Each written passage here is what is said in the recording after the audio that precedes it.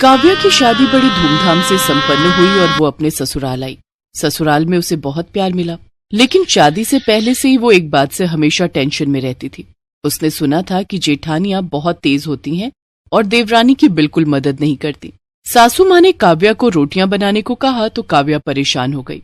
काव्या की जेठानी सविता, जो घर की बड़ी बहू थी, हर काम में निपुण थी, खासकर रोटियां बनाने में।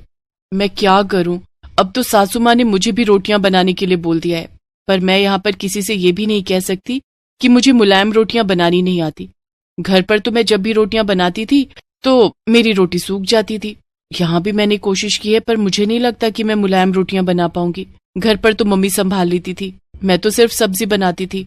रोटी का काम मम्मी के जिम्मे था, पर यहाँ पर तो सासू माँ ने मुझे ही रोटियां बनाने के लिए बोल दिया है। अब रात की रोटियां मैं कैसे बनाऊं, मुझे कुछ समझ नहीं आ रहा। क्या करूंगी? सविता दीदी से पूछना भी ठीक नहीं लगेगा, कहीं वो मेरा मजाक ही ना उड़ा दे कि मुझे मुलायम रोटी बनानी नहीं आती। एक बार कोशिश करती हूँ, शायद बन जाए। काव्या ने किसी तरह रोटियां बनाई, लेकिन वो रोटियां सूख गईं। हे भगवान, अब मैं क्या करूं? मेरी रोटियां तो बिल्कुल सूखी हुई लकड़ी जैसी बनी है। ये रोटियां अगर माँ, बाबूजी, जेठ जी और आशीष ने खाई तो सब मुझ पर हंसने वाले। एक काम करती हूँ, फोन में कोई वीडियो देखती हूँ, शायद समझ में आ जाए। काव्या इंटरनेट पर वीडियो देखती है जिसमें बताया गया था कि आटे में थोड़ा सा मैदा मिलाने से रोटियां मुलायम बनती हैं। क्यों ना मैं भी ये तरीका आजमाऊं? काव्या को मुलायम रोटियां बनाने का तरीका मिल गया था और आटे में मैदा मिलाने लगी। ये तो बहुत थोड़ा रहेगा, मुझे तो ज्यादा रोटियां बनानी है।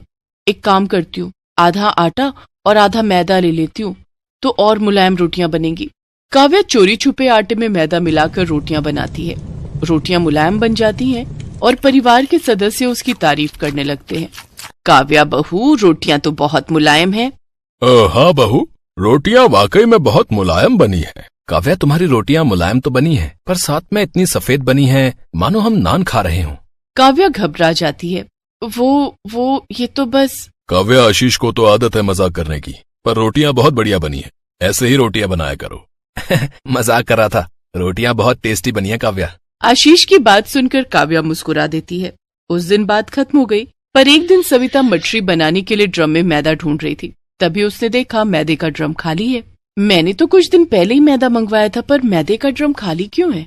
मैंने तो मैदे का कुछ भी नहीं बनाया, हो सकता है खत्म हो गया हो। एक काम करती हूँ, मैदे के साथ आटा भी देख लेती हूँ, दोनों चीज एक साथ राशन से मंगवा लूंगी। ये आटा कुछ अलग क्यों लग रहा है? ऐसा लग रहा है आटे में मैदा मिला हुआ है। कहीं काव्या आटे में मैदा तो नहीं मिलाती? तभी उस दिन देवर जी बोल रहे थे कि रोटियां सफेद हैं। हो ना हो जरूर ऐसा ही है। मुझे काव्या से पूछना होगा। मैदे की रोटियां तो हम सबके लिए बहुत नुकसानदायक है। तभी काव्या आ जाती है। सविता उससे इस बारे में पूछती है। काव्या, सच बताओ, क्या तुमने आटे में कुछ मिलाया है? दीदी, मैंने उसमें थोड़ा सा मैदा मिलाया था ताकि रोटियां मुलायम बन सकें। पर क्यों काव्या, तुमने मैदे की रोटियां क्यों बनाई? ज्यादा मैदा खाने से स्वास्थ्य पर भी बुरा असर पड़ सकता है। मुझे माफ कर दीजिए दीदी, मुझे नहीं पता था कि इससे स्वास्थ्य पर असर पड़ेगा। वो दीदी, जब भी मैं रोटियां बनाती हूँ रोटियां सूख जाती हैं। मैंने इंटरनेट पर देखा था कि मैदे की रोटियां मुलायम बनती हैं। अरे ऐसा कुछ नहीं है, गेहूं के आटे की बनी रोटियां भी मुलायम होती हैं, बस सही तरीके से आटा गूंथना आना चाहिए। अगर तुम्हें गेहूं के आटे की मुलायम रोटी बनानी नहीं आती थी तो मेरे से पूछ लेती, मैं तुम्हें सिखा देती। दीदी, वो मैंने तो सुना था कि जेठानियां बहुत गुस्से वाली होती हैं। सॉरी दीदी, वो मैं थोड़ा घबरा गई थी। काव्या, ये सब किस्से कहानियों में होता है कि देवरानी जेठानी लड़ाई करते हैं। सच तो ये है कि मैं तुम्हें अपनी छोटी बहन की तरह मानती हूँ। मुझसे एक बार पूछती तो सही। चलो, मैं तुम्हें सही तरीके से रोटियां बनानी सिखाती हूँ। थैंक यू भाभी। अरे इसमें थैंक यू की क्या बात है, तुम मेरी अपनी छोटी बहन की तरह हो। देखो, आटे को अच्छे से गूंथो और पानी को धीरे धीरे मिलाओ, ऐसे रोटियां मुलायम और स्वादिष्ट बनेंगी। सविता काव्या को सही तरीके से आटा गूंथ कर रोटियां बनाना सिखाती है। कुछ दिनों बाद काव्या भी सविता की तरह मुलायम रोटियां बनाना सीख जाती है। परिवार में किसी को भी इस बारे में कुछ पता नहीं चलता कि उन्होंने मैदे की रोटियां खाई थी। इससे परिवार में खुशी और प्रेम भी बना रहा। साथ ही सविता और काव्या दोनों देवरानी जेठानी का रिश्ता और भी मजबूत हो गया और दोनों ने मिलकर परिवार को खुशहाल बनाए रखा।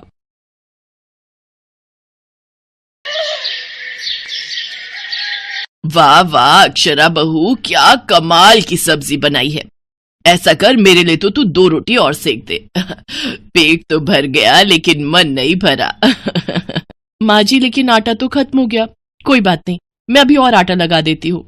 बहू, आटा लगा ही रही है तो मेरे लिए भी 2 रोटी और लगा देना। वो क्या है ना कि गर्मा गर्म रोटी का स्वाद ही अलग होता है। जी पापा जी। अक्षरा रसोई में जाती है, लेकिन वो देखती है कि उसकी देवरानी मालिनी रसोई की सफाई करके बर्तन धो रही थी। अरे मालिनी, तुमने चकला बेलन सब धो दिए क्या? हाँ दीदी, मैंने सोचा जब तक मम्मी पापा खाते हैं तब तक मैं अपना काम निपटा लेती हूँ, उसके बाद हम भी सुकून से खाना खा लेंगे, फिर उसके बाद के बर्तन तो नहीं धोने होंगे ना। हाँ लेकिन अभी मम्मी जी और पापा जी को 2-2 रोटी और खानी है। क्या? लेकिन अभी तो मैं सबसे पूछ कर आई थी तो उन्होंने मना कर दिया था, और अब 2 मिनट में फिर रोटी मांगने लगे। हाँ, आटा भी फिर से लगाना पड़ेगा और किचन की सफाई और बर्तन फिर से धोने होंगे। कभी कभी तो मुझे लगता है ना कि ये रसोई नहीं ढाबा है, ढाबा जो हर वक्त चलता ही रहता है। अरे बहू, अभी तक रोटी बनी नहीं क्या? पता नहीं दोनों सारा दिन क्या करती रहती हैं। 2-2 बहुएं हैं फिर भी खाना टाइम से नहीं मिलता है। जब देखो दोनों आपस में गुटरगू करती रहती हैं। भाभी, मुझे और चावल खाने हैं, 1 कटोरी ला दो ना। लेकिन रेखा, चावल तो सारे खत्म हो गए, जो भी थे पापा जी और तुम्हें दे दिए। ऐसे कैसे खत्म हो गए? पूरा 1 क्विंटल का कट्टा रखा है स्टोर रूम में, और तुम मेरी बेटी को 1 कटोरी चावल देने से भी मना कर रही हो। देखा माँ, भाभीयों के राज में तो खाने को भी तरसना पड़ रहा है। अब यहाँ खड़े खड़े मेरा मुंह क्या देख रही है? जा जल्दी से कुकर में 1 सीटी लगवा दे। चावल तो कुकर ने बनाने हैं, तूने थोड़ी ना।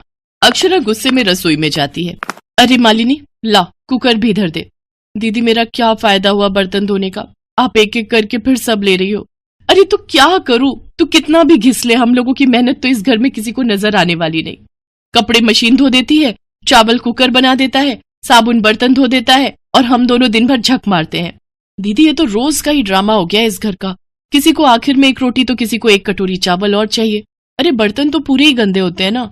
ला अब दे ना बर्तन, अब हम और कर भी क्या सकते हैं। अगर नहीं दिया खाना तो लोग कहेंगे 1 कटोरी चावल और रोटी के लिए बहू ने अपने ससुराल वालों को तरसा दिया। दोनों बहुएं फिर से काम पर लग जाती हैं। इसी तरह वो दोनों सारा दिन किचन में ही लगी रहती, जिस वजह से वो ना तो ठीक से अपने बच्चों की पढ़ाई पर ध्यान दे पाती और ना अपने पतियों के कपड़े समय से प्रेस कर पाती। उन दोनों के एक बच्चा है। सास ससुर और ननद को मिलाकर कुल 9 लोगों का परिवार है। इतने सारे लोगों के लिए खाना बनाने और खिलाने और उनके बर्तन धोने में ही इनका सारा दिन निकल जाता है। दीदी, हम दोनों का सारा दिन रसोई में ही निकल जाता है। कभी कभी तो ऐसा लगता है ये लोग घर में बहू नहीं बल्कि रसोईया ब्याह कर लाए हैं। बात तो तेरी एकदम सही है, सारा दिन ठूस ठूस कर कद्दू की तरह बनते जा रहे हैं। अरे घर में 2-2 बहुएं पकाने के लिए, इसका मतलब ये थोड़ी ना कि तुम 4 दिन का राशन 1 दिन में ही खा जाओ। और तो और अब तो बच्चे भी बड़ों की देखम देखी करने लगे हैं। मालिनी, अब हमारा भी बेशरम बनने का वक्त आ गया है। इनकी अकल ठिकाने लगाने का ना मेरे पास एक आइडिया है, जरा कान इधर तो दे। अक्षरा अपनी देवरानी मालिनी को सारा प्लान समझा देती है। फिर अगले दिन सुबह की चाय में वो ढेर सारा मीठा डालती है और फिर चाय पीने के बाद अपनी सास से कहती है, मम्मी जी लाइए जरा मैं आपका शुगर नाप दूं। लेकिन बहू, मुझे क्या हुआ है? हुआ नहीं है तो हो जाएगा। ये देखिए आपका शुगर कितना बढ़ा हुआ है। मैं अभी डॉक्टर को बुलाकर आपका सारा हेल्थ चेकअप करवा देती हूँ, कहीं आपको कुछ हो गया तो।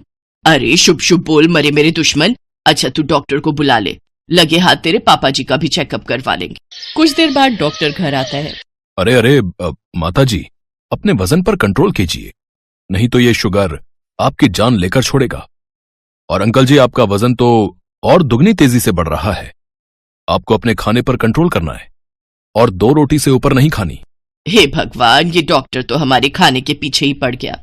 माता जी, आपको बुढ़ापे तक स्वस्थ रहना है और पोते पोतियों को बड़े होते देखना है, तो खाना तो कंट्रोल करना ही पड़ेगा ना।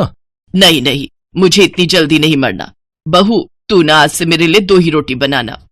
डॉक्टर उन सबका ब्लड सैंपल ले जाता है और शाम को रिपोर्ट लेकर आता है। माता जी, मैंने कहा था ना आपको शुगर है। अब से आपको चावल, आलू और मीठा नहीं खाना है।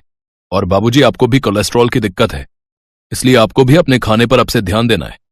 और रेखा, तुम्हारा भी वजन उम्र के हिसाब से ज्यादा है, इसलिए तुम्हें भी अपने खाने पर ध्यान देना होगा। अभी तो तुम्हारी शादी भी नहीं हुई, तुम्हारे शरीर को तो अभी कई बदलावों से गुजरना है।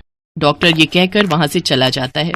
शाम को सब खाने की टेबल पर बैठते हैं तो रेखा कहती है, भाभी 2 चम्मच चावल लाना तो।